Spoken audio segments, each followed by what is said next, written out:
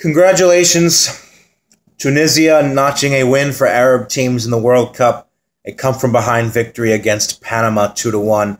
Fakhreddine Ben Youssef. After sustaining the opening goal, which was an own goal for Panama through Mariel, Fakhreddine Ben Youssef and Wabi Khazri. I thought Tunisia gave a good accounting of themselves in this tournament. They were unlucky to be paired in such a difficult group with Belgium and England. And even until the floodgates opened against Belgium, they played decently. I thought Tunisia were one of the few teams in this World Cup that had a very consistent and fluid passing rhythm in their game, and we saw that in the final match against Panama.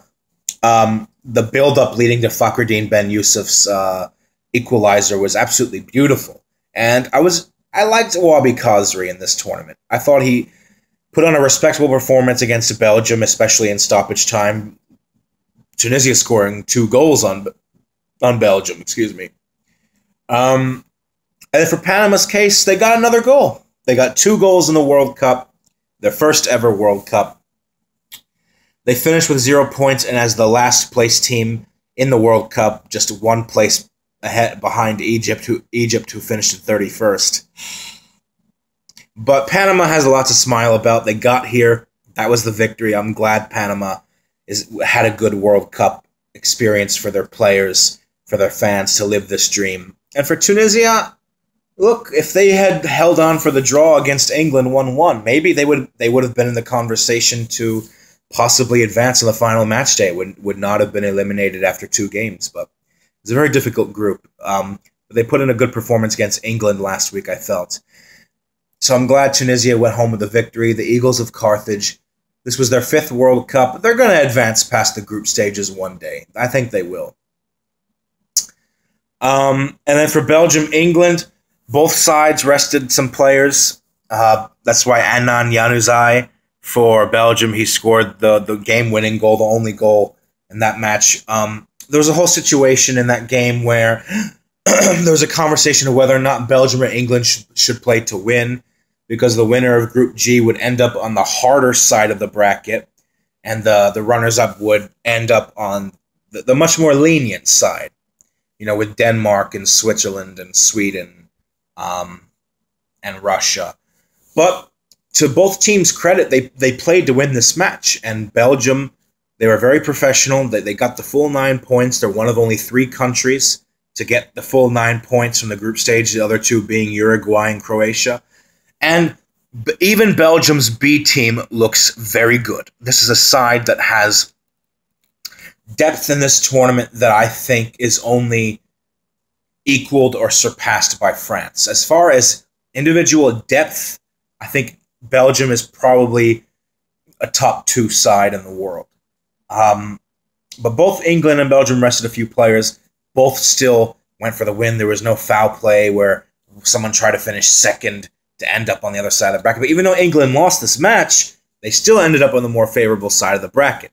And the funny thing is, they have the more difficult immediate opponent in Colombia compared to Belgium's more immediate opponent, Japan.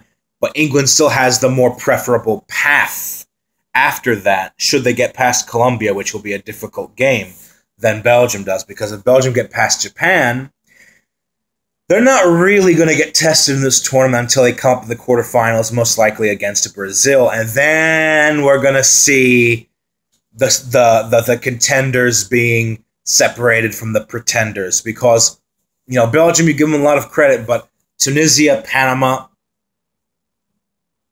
it's not really a good indicator of where this Belgian team is. England is a better indicator, but not by very, very, very much.